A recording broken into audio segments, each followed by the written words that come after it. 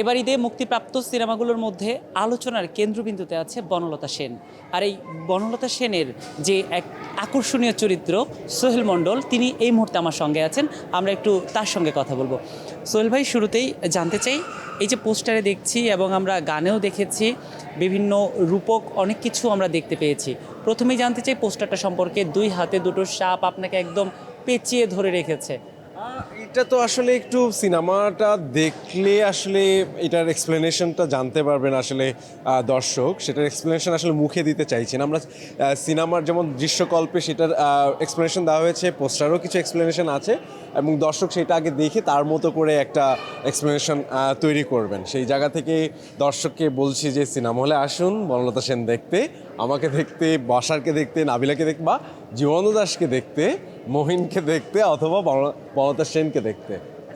জীবনানন্দ দাশের একটা কাব্যিক রূপ যখন আমরা পর্দায় দেখতে পাচ্ছি, এবং এই সিনেমার মধ্যে আমরা বাস্তবের সঙ্গে কাল্পনিক অনেক কিছু দেখতে পাচ্ছি। আর যখন আমাদের জানা গল্প বা জানা কবিতা পর্দায় দর্শকের সামনে উপস্থাপন করা হয়, তখন তো একজন আর্টিস্ট হিসেবে আপনাদেরও একটা চাপ অনুভব হয়, তাই না? একটু সেই অনুভূতিটা জানতে চাই। এটা এটা ভীষণ চাপ, অবশ্যই অনেক চাপ। আমরা যখন সিনেমাটা তৈরি করার প্রসেসের মধ্যে ছিলাম, সেটা একটা দীর্ঘ গবেষণার মধ্য দিয়ে আসলে সিনেমাটার স্ক্রিন প্লে তৈরি করা হয়েছে। উজ্জ্বল ভাই প্রায় 8 বছর সেই গবেষণা করেছেন। তিনি যেই বনলতা সেন দিয়ে যেই স্ক্রিন প্লেটা করতে চান, সেটার পেছনে দীর্ঘ পরিশ্রম তার আছে।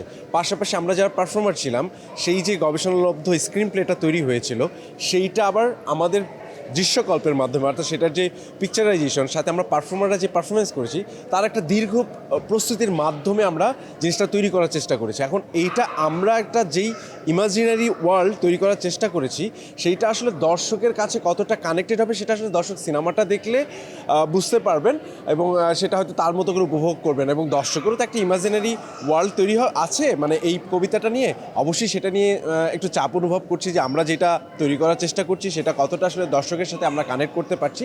এছাড়াও শিল্পীর ক্রিয়েটিভ সেন্সের জায়গা থেকে যদি বলি, যে উজ্জ্বল ভাই তার যেই কি বলে ফ্রিডম, ক্রিয়েটিভ ফ্রিডম, সেই জায়গা থেকে বনলতা সেনকে আসলে পোর্ট্রে করার চেষ্টা করেছেন।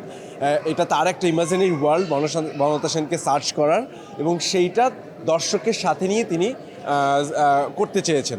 এখন দর্শকের কাছে সিনেমাটা পৌঁছেছে, দর্শক ভালো বলতে পারবে যে তার যেই স্বপ্নের বনলতা সেন, বা তার যে কবিতার যে, বা ইভেন জীবনানন্দ দাশকে নিয়ে দর্শকের যেই বা পাঠকের যেই একটা আগ্রহ, সেই আগ্রহটা হয়তো এই সিনেমার মাধ্যমে তাদেরকে আবার একটু উস্কে দেওয়া হবে আর কি। নতুন করে জীবনানন্দ দাশকে নিয়ে একটু ভাবা, এবং বনলতা সেনকে ভাবা, এবং মাসুদ হাসান উজ্জ্বলের বনলতা সেন কেমন হলো, সেটা তারা সেভাবে উপভোগ করবেন আর কি। আমার ব্যক্তিগতভাবে একটা বিষয় খুব জানার ইচ্ছা।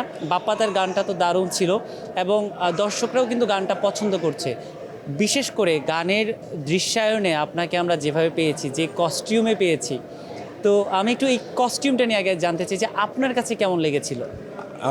আমার কাছে তো আসলে ভালোই লাগার কথা, বিকজ আমি চরিত্রটা ভালো লাগার চেয়ে সবচেয়ে কথা ওই চরিত্রের প্রয়োজনে যা যা কস্টিউম ডিজাইন, বা আমার যে গেট আপ, আমার যে মেকআপ যেটা নেওয়া দরকার ছিল, বিশেষ করে আমার চুলদারি অনেক গ্রো আপ করতে হয়েছিল, তো সেই প্রসেসটার মধ্যে দিয়ে গিয়েছিলাম। তো আর মহিন যে চরিত্রটা, সেটার একটা দীর্ঘ মানে নানা রকম কস্টিউমেই অবতারই আসলে সিনেমাতে দেখতে পাবেন দর্শকরা।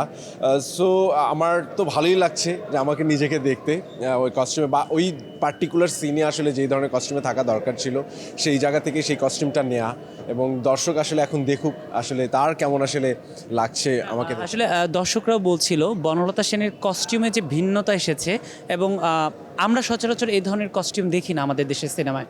তো সেই জায়গা থেকে তো অবশ্যই আপনারা দর্শকের ভালোবাসা পাচ্ছেন, এবং গতকাল সিনেমা মুক্তির পর থেকে আমরা তো অনেক দর্শকের রিয়াকশন নিচ্ছিলাম।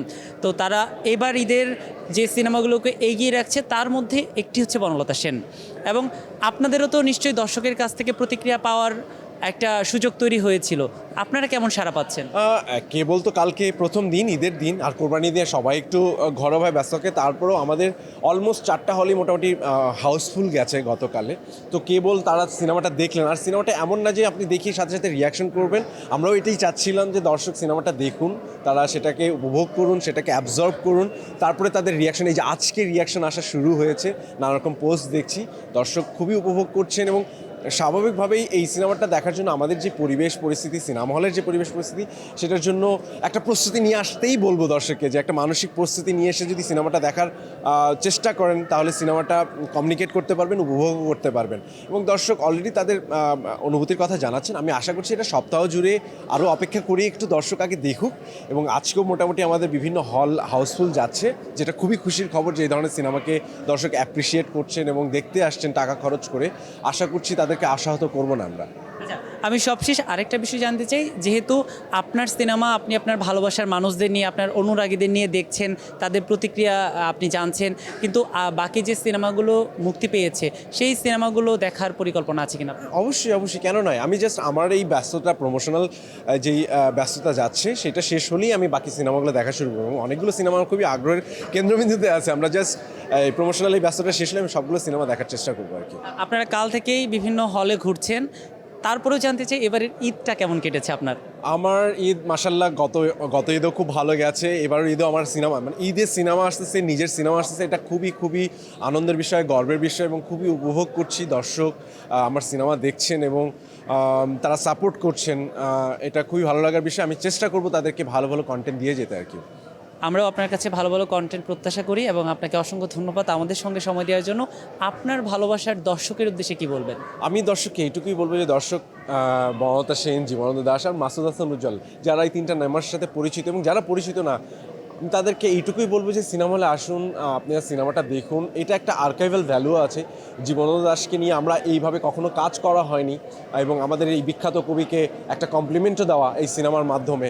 তো সেই জায়গা থেকে আর আপনাদের কাছে এক্সপেক্ট করবো যে আপনারা হলে আসুন, সিনেমা দেখুন এবং আমাদের কাজ দেখে আলোচনা সমালোচনা করুন, আমরা মাথা পেতে নেব।